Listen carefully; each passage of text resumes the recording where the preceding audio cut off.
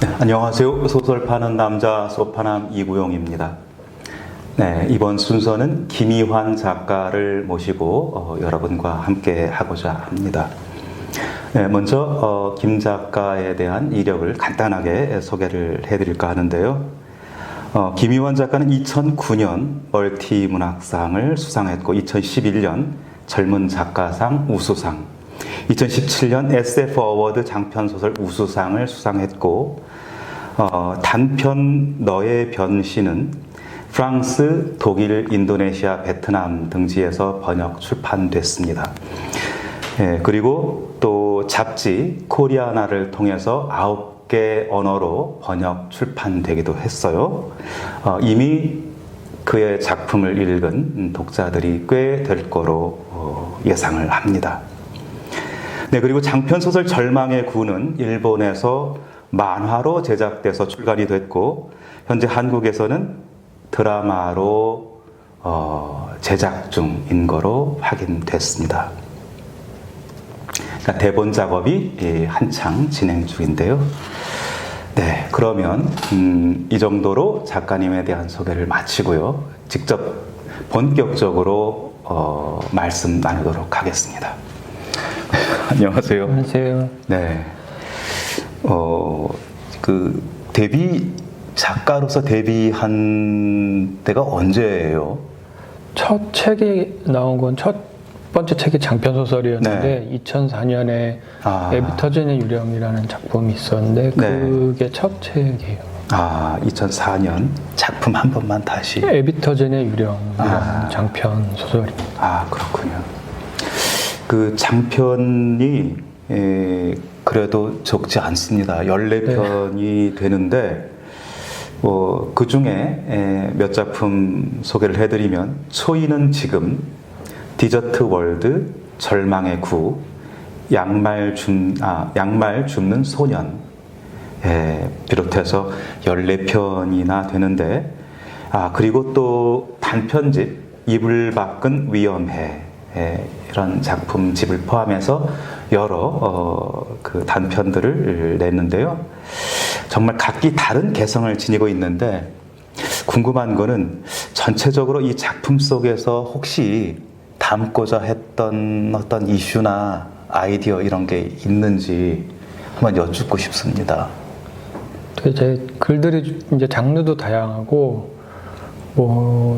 여러 장르가 섞여 있기도 하고 소설 한 편에 이렇게 키워드를 하나 짚기는 어렵긴 한데 제가 글 쓰면서 이제 추구하는 바는 사람들이 좀 알지 못했던 세계를 책을 통해서 경험한 것, 이전에 본 적 없는 세계를 책을 통해서 한 권의 이야기를 통해서 경험했으면 하는 게 어떤 장편, 단편 쓰면서 목표기도 하고 제가 좋아하기도 하고요. 그런 거를.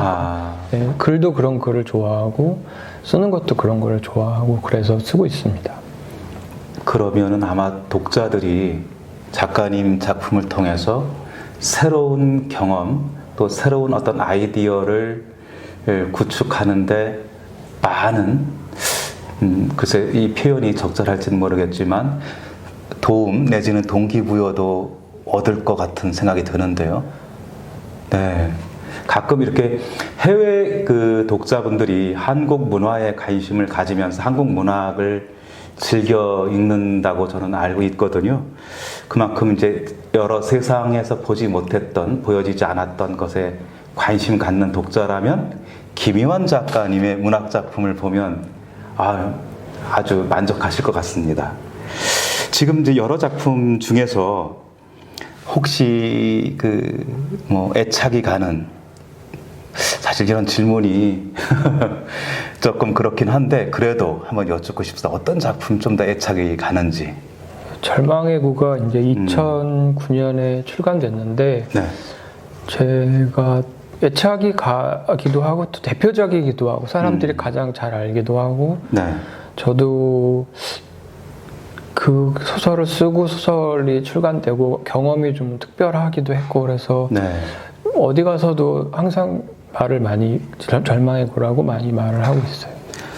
이게 멀티문학상 수상작이잖아요, 이 작품이. 네. 예, 그때 심사위원들도 여러 작품 중에서 아주 이렇게 돋보이는 작품으로 인지됐던 그런 거를 기억을 하는데 잘 봐주셔서 제가 감사하십니다. 조금 더 한번 작품 얘기를 좀 들려주신다면 어떨까요? 절망의 고를 장르로 말을 한다면 호러, 스릴러, SF가 이렇게 좀 섞여 있는 형태의 장편 소설이고요. 네. 주인공, 평범한 남자 주인공 앞에 갑자기 검은색 구가 나타나요. 2m 정도 크기에, 지름 2m 크기에 구가 나타나는데 구가 사람을 따라다니고 사람이 구에 닿으면 안으로 흡수하거든요. 그래서 서울이 이제 그 구 때문에 뭐 전쟁 비슷한 그런 아수라장이 되는데 구가 점점 숫자가 늘어나고 사람들을 점점 더 많이 이제 삼키기 시작하면서 아포칼립스 같은 상황이 벌어지고 그 안에서 이제 주인공이 살아남으려고 애쓰는 그런 이야기를 담고 있습니다. 이 작품 혹시 뭐 집필 동기가 특별히 있었을까요? 네, 그런 꿈을 꿨어요. 그렇게 검은색의 뭔가가 저를 계속 쫓아오는데 빨리 쫓아오지는 않고 네. 아주 천천히 쫓아오는데 끝까지 제가 도망칠 수는 없더라고요. 그래서 잡히려는 순간 꿈에서 깼는데 생각해보니까 소설을 쓰면 재미있을 것 같아서 계속 한 몇 년 동안 4, 5년 동안 계속 고민만 하다가 어느 날 쓰기 시작했고 잘 풀리더라고요, 이야기가. 그래서 열심히 즐겁게 썼어요. 저도 이렇게 보니까 그 가장 떠오르는 또 남는 이렇게 단어가 있어요. 불안과 공포라는 단어가 지금 이렇게 남는데 그 정체, 불안과 공포의 그 정체가 뭔지 그리고 그 근원은 뭔지를 탐색한 이런 작품으로 저는 이제 이렇게 생각이 드는데 사실 우리 인간과 늘 공존하고 있는 것들이잖아요. 이 불안과 공포가. 네. 우리가 떨쳐내고 싶어도 떨쳐낼 수 없는, 피하고 싶어도 피하기 어려운 그런 건데 작가님은 이 불안과 공포 이게 뭔지 그리고 이 근원은 뭔지 이 작품을 쓰시면서 많은 생각을 하셨을 텐데 한번 좀 들려주시면 좋을 것 같아요. 작품 쓴 게 2008년 초반 중반 이때 이제 몇 개월 동안 작품을 썼는데 그때가 한국이 그 이전에는 좀 사회에 없었던 불안감이 시작된 그쯤이었던 것 같아요. 그 사회적으로 경쟁도 심해지고 빈부격차도 커지고 IMF를 극복은 했지만 빈부격차도 커지고 자살률이 올라가기 시작하고 이제 그럴 때였는데 뭐 땅값도 오르고 집값도 오르기 시작하고 그런데 또 2008년 그때 기억하실 분이 계실지 모르겠는데 약간 외환 위기가 있었는데 2008년에 무사히 넘어가긴 했지만 금융 쪽에서 어떤 사람들이 불안감 느끼고 뭐 경제가 이렇게 흔들려도 괜찮은가 사람들이 불안감을 느끼는데 그 불안감을 지지해주는 사람은 없고 내가 알아서 살아남아야 하는 그런 상황이 지금은 한국 사회에서 그런 뭐 불안감이 일상적이고 전 세계적으로 또 뭐 거창하게 말하자면 뭐 신자유주의 뭐 이런 걸 통해서 일상적인데 그 당시에는 처음 느끼기 시작했던 것 같아요. 제가 그때 그래서 그런 불안감을 글에 접목시켜보자. 그래서 글 자체는 장르적인 구성을 띠고 있는데 그 내면에 갖고 있는 주제의 핵심이라고 할까 그런 거는 그때 2008년에 느꼈던 불안감을 담고 있습니다. 그러면 이 불안과 공포로부터 해방까지는 아니더라도 조금 벗어날 수 있는 그러한 어떤 비전 뭐 이런 게 있을까요? 사실 쉽지는 않지만 쉽지는 않고 개인이 할 수 있는 일이 저도 그렇게 생각을 하는데 내가 이 사회에서 할 수 있는 일이 뭔가 뭐 버티기도 힘든데 할 수 있는 일이 뭔가 그런데 꼭 행동해야 할 때 행동하는 것 하다 뭐 투표해야 할 때 투표하고 관심을 가져야 할 때 문제가 생겼을 때 관심을 가지고 이런 것이 아닐까. 왜냐하면 그런 개개인의 작은 흐름이 대부분은 실패하지만 네. 정말 운 좋을 때 성공하기도 하는데 그게 한국이란 사회가 가라앉지 않도록 계속 버틴 힘이 아니었나 그렇게 좀 제가 이런 뭐 많이 아는 것도 아니고 이런 말을 하려니까 좀 웃기긴 한데 그 작품에서 이제 등장하는 어떤 그 사유잖아요. 이것이 그런데 작품 속에서도 등장하지만 이 불안과 공포는 일상적으로 늘 누구나 어떤 공간에 어떤 사회에 있는 어떤 나라에 있는 사람들도 다 느끼고 또 일상적으로 같이 하는 거기 때문에 근데 늘 벗어나려고 하잖아요. 예. 네.